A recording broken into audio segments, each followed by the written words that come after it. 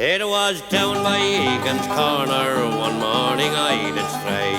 I met a fellow rebel there, and this to him did say, we have orders from the captain to assemble at Drumbar, oh, but how were we to get there without a motor car?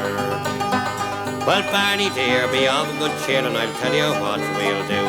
The specials, they are plentiful, and the IRA are few. We'll wire on to Stonewall, and before we'll get that far, we'll give the boys a bloody good ride in Johnson's motor car.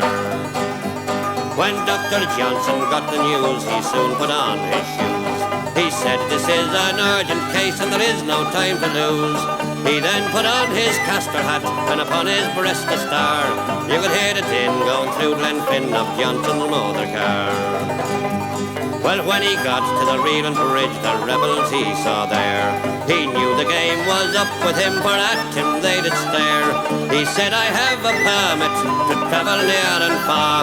You can stick your English permit, we want your motor car.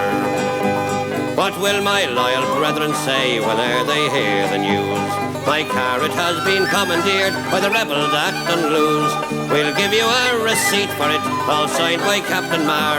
And when Ireland gets her freedom, you'll get your motor car. They set the car in motion and filled it to the brim.